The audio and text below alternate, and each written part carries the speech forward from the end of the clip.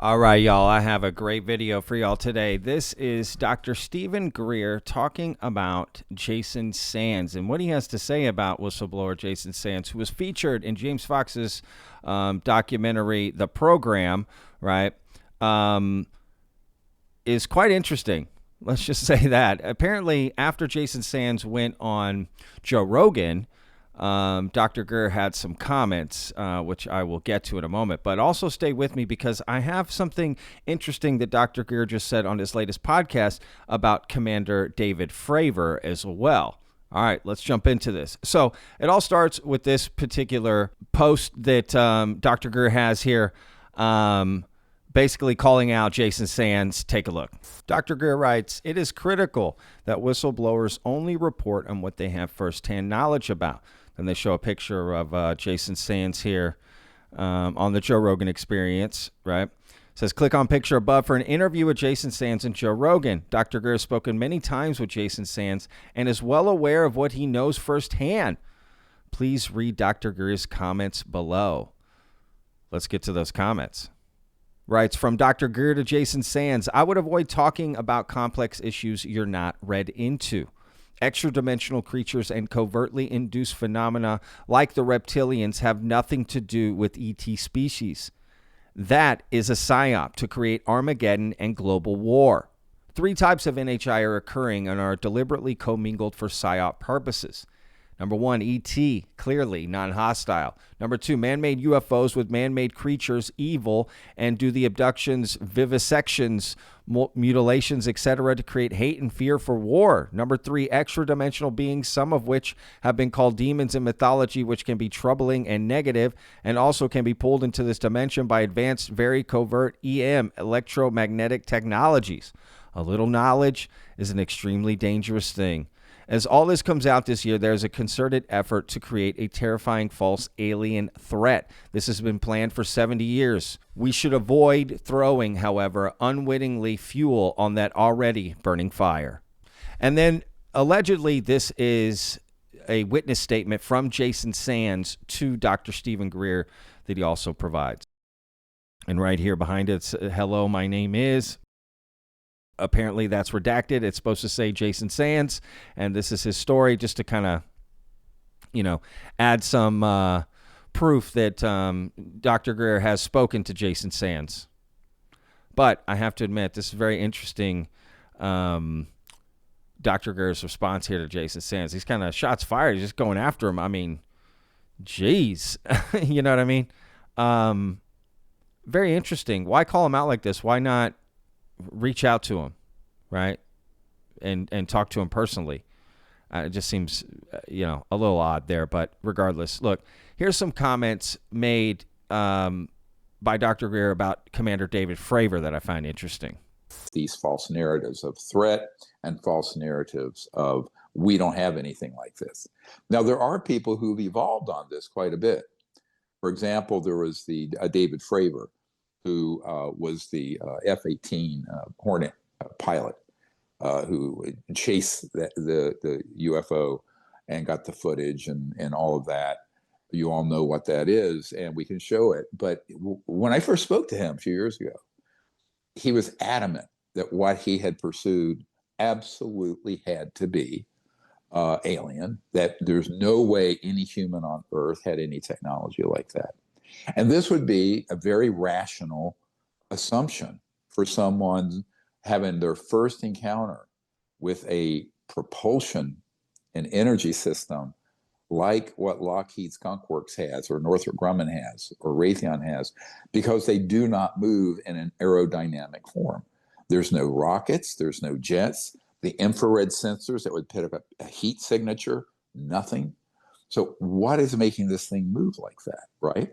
And so it's a normal assumption for a conventional military or civilian pilot or a rocket scientist, for example, dealing with normal propulsion, to say, well, that has to be from outer space or another non-human civilization. And that is where you make your big mistake. Now, David Fravor has looked into this and has had, I said years ago to him, That was from the Lockheed Skunk Works. He has since admitted that someone from Lockheed has confirmed to him directly that that was one of theirs. So that is very good evolution, but it takes a while. The problem is, I don't know if we have time for people to spend 2, 3, 4, 5 years wrapping their minds around this, because I think we're on a fast track where all this is going to come out. And if our president and our national security team and our Congress, as well as leaders around the world, really think that all of this phenomenon has to be alien or non-human, then that opens the door for exactly what that 70-year evil agenda has been. And that is to have a threat that the whole of humanity faces.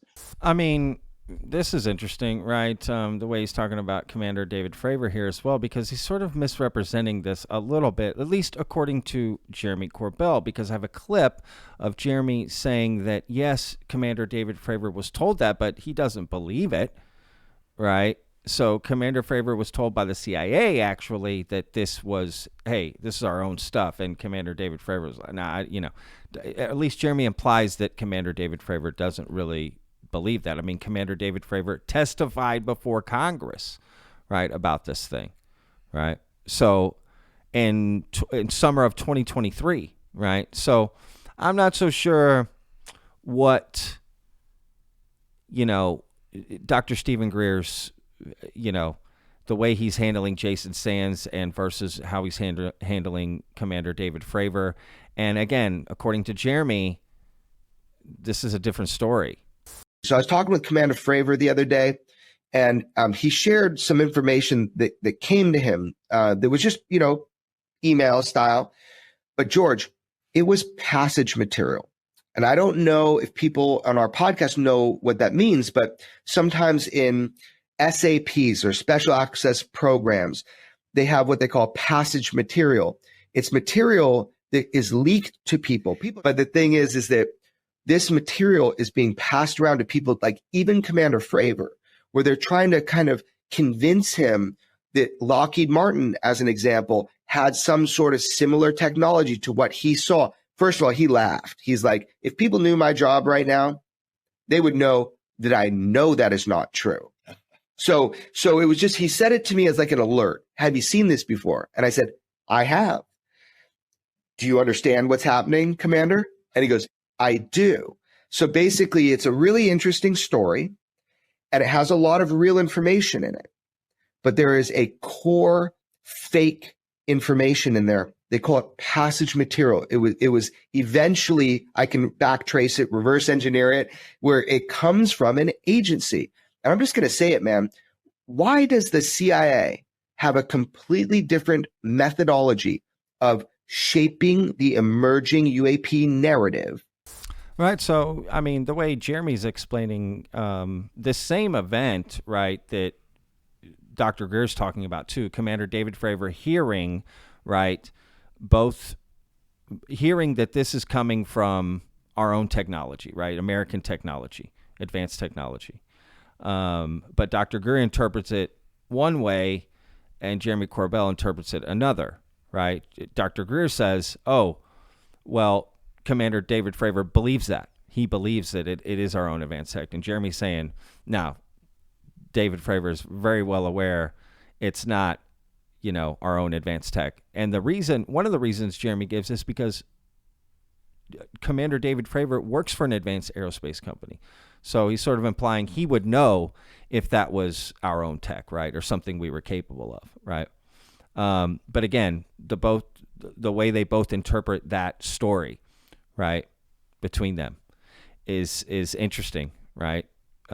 Which one's telling the truth? I mean, I guess Commander David Fravor could be the one to come out and say, yeah, I don't believe that. Again, I think it's more what Jeremy's saying, just because Commander David Fravor went and testified, so this is supposed to come afterwards. Maybe they're trying to convince him. I mean, I don't know, right? I would love to see more about it. And even after he testified, he's done other interviews where, he hasn't said anything about that, right? So I think he would come out and say, hey, this is our own stuff. And I haven't seen Commander David Fravor do that. So it's just interesting the way Dr. Greer says these things, right? Like, or has he spoken to Commander David Fravor and he told him that, right? Why would he just make that assumption, right? Because again, look how he's talking about Jason Sands coming out whistleblowing. I've spoken to him many times. This is what he's saying, you know. But at the same time, you know, Dr. Greer's just putting it out there. You know, I guess you could say that about him, you know. Screw it. He's putting it out there.